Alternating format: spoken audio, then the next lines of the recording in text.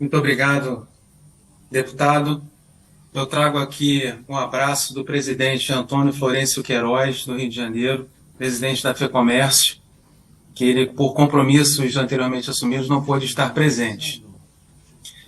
Agradeço, além do convite do senhor, dessa casa, pela qual nós temos muito respeito, agradecemos muito a parceria, agradeço também a CNC e a própria FEComércio Rio de Janeiro, o meu presidente Queiroz. Então, CNC, que tem uma representação ampla, são 25 milhões de empregos, 5 milhões de empresas. A FEComércio do Rio de Janeiro são mais de 2 milhões de empregos, mais de 300 mil empresas. Nesse contexto, nós estamos falando de comércio e serviços, mais de 70% do PIB do Estado. Eu sei que já tem um adiantado da hora, né? Todos nós já estamos aqui há bastante tempo, o senhor bem levantou, mas eu trago aqui números bem específicos, bem cirúrgicos, que eu acho que, como o senhor tem levantado essa questão de grande relevância da montagem desse grupo, e que tem mesmo, esses números, esses assuntos, né, eles não podem ficar de fora. Eu ia começar direto falando do Rio de Janeiro, ia pegar depois um gancho na comparação com o Brasil, mas eu vou fazer aqui rapidamente, porque foi dito da questão do crescimento, o que nós temos de perspectivas, etc. Eu acho bom fazer alguns alertas, né? Nós temos um momento positivo de revisão de estimativas, né, para 2023, boas perspectivas, mas só que chama atenção para a última decisão de taxa de juros por parte do Comitê de Política Monetária, onde em seu comunicado ele voltou a chamar atenção sobre questões fiscais, ele voltou a chamar atenção sobre um pouco de desvio do centro da meta de inflação para 2025, lembrando que as decisões de política monetária agora elas só vão afetar a economia lá na frente. E chamou atenção também que as reduções da taxa Selic elas vão continuar acontecendo nas próximas reuniões, fez questão de colocar próximas reuniões, se tiver aí um processo de desaceleração da economia consolidada. Então, o que se espera, né, para os próximos trimestres é uma desaceleração. Mas como que é uma desaceleração que as perspectivas estão melhorando? É justamente porque nós temos efeito estatístico do início do ano, né, e aí faz com que a gente tenha um processo de recuperação e por conta de surpresas pontuais também que nós tivemos. E chama muito a atenção, dentro aí desses pontos que nós temos que levantar e colocar nesse grupo, né, eu vou falar rapidamente, por quê? A carga tributária, porque dentro desse processo de recuperação, também já foi dito aqui, a grande importância do setor de serviços. E ele tem tido uma representatividade muito grande na geração do emprego recente. Então, se nós estamos conseguindo segurar um pouco de crescimento e um pouco de perspectiva positiva no Brasil, sobretudo no Rio de Janeiro, porque nós temos esse setor avançando bastante. E ele tem hoje uma espada da carga tributária, dessa variação de carga sobre a sua cabeça.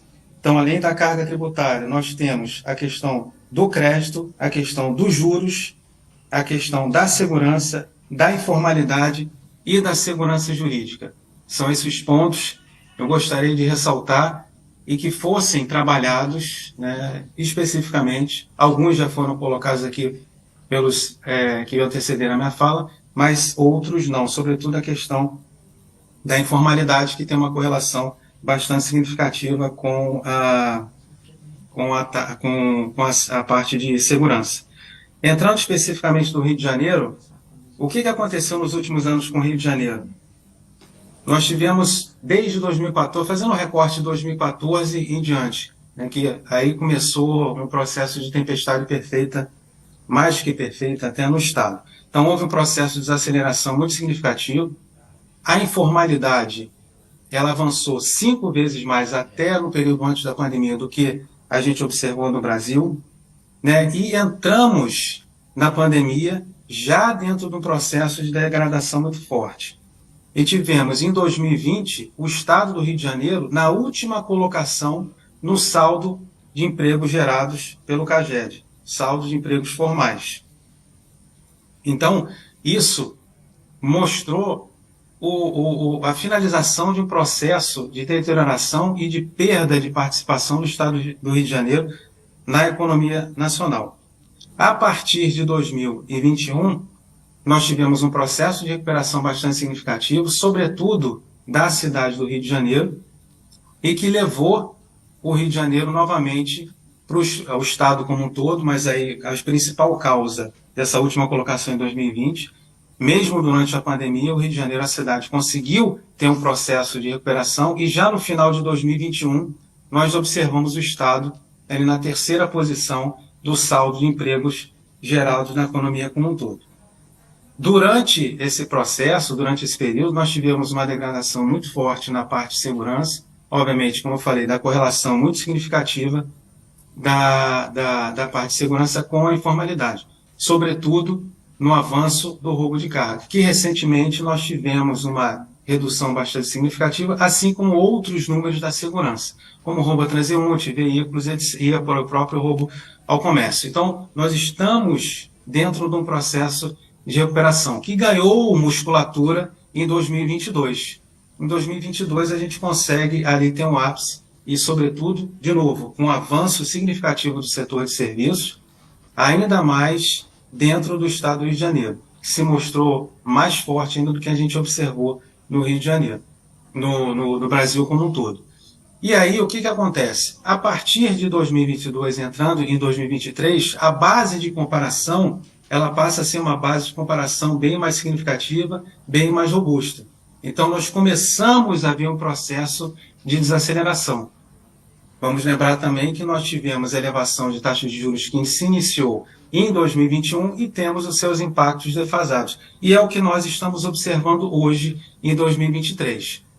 Então, para que não só a economia do Estado do Rio de Janeiro ela avance de uma forma significativa, mas também com o Brasil como um todo, nós temos que olhar em questões, como o deputado muito bem lembrou, atacar pontos que sejam micro e atacar pontos que sejam macro. Então, a parte micro chama a atenção de todos os pontos, todos os itens que eu levantei, principalmente, se tivesse que escolher um, a informalidade.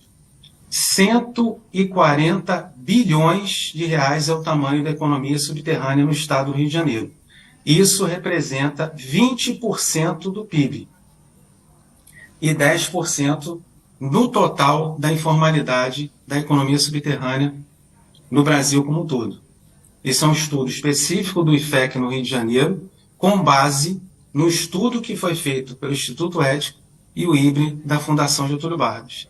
E na questão macro, sobretudo a taxa de juros, que depende, como foi o início da minha fala, de questões extremamente relevantes, como o ponto do arcabouço fiscal, do atingimento das metas fiscais para esse ano 2023 e também para 2024, que está na discussão, como os senhores muito bem sabem, na pauta econômica.